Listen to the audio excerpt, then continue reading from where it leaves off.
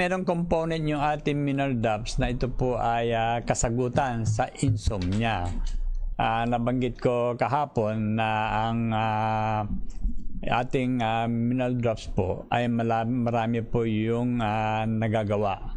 Actually, sabi po ni Dr. Caroline din, kung kulang kayo ng minerals, maaari kayo magkaroon na hindi bababa ng 65 conditions. Okay? Na ang isa po doon ay insomnia. Okay? And then, isa pang problema sa yung paghirap sa pagtulog sa panahon ngayon ay yung inyong cellphone. Ang cellphone kasi, lalo ang mga smartphones, nag-i-emit po yan ng blue light. Itong blue light kasi, sinisira niya yung melatonin, which is the sleep hormone. Kaya kung nakatutok kayo, lalo na sa gabi, dito sa phone po ninyo, maaari hindi ho kayo basta-basta makakatulog. Kaya ang gagawin nyo, dapat 3 hours prior to yung bedtime talaga, yung anong oras kayo gusto matulog, dapat bitawan na ninyo ang inyong cellphone. Okay? Pangalawa is kung kayo po yung mahilig uminom ng mga dikulay mga inumin, kasi karamihan po sa kanila merong stimulant na kasama. So kung sinabing stimulant, ginigising po yung utak nyo, yung isipan nyo. Actually, para kayo po ay makatulog, dapat relax at kalmado ang inyong isipan. Okay? Para madaling makatulog. Another thing is, ligo po kayo sa gabi. Marami kasi sa ating kababayan na takot maligo po sa gabi. Sasabihin nila, sila pa ay magkakaroon ng pasma pag naligo.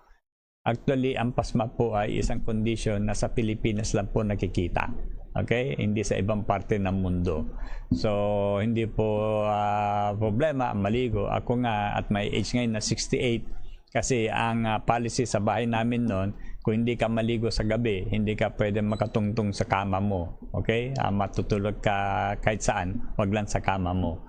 So, you're only allowed na matulog sa kama pag ikaw po ay naligo. So, hanggang ngayon, actually, ako bago ako natutulog, doon talaga ako naliligo. Okay? Pagkatapos ng shower, diretso po doon sa higaan.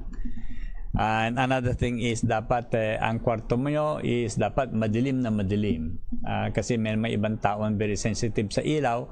Kasi ang mata natin, once na nakakita ng ilaw, ibig sabihin, gumising ka na. So you need total darkness para makatulog po. And then kung maaari, wag ho kayong kumain ng mga matatamis na bagay sa gabi, because sugar po actually is a stimulant. Okay, para maging kalmado ang isip nyo, avoid po ninyo yan. Okay, so ito ay iba sa mga tips na kailangan ninyo. Isa pa pala is wala kayong dapat iinumin kundi tubig lang. Kasi ang tubig po ang fluid na talagang nagpapakalma ng ating isip.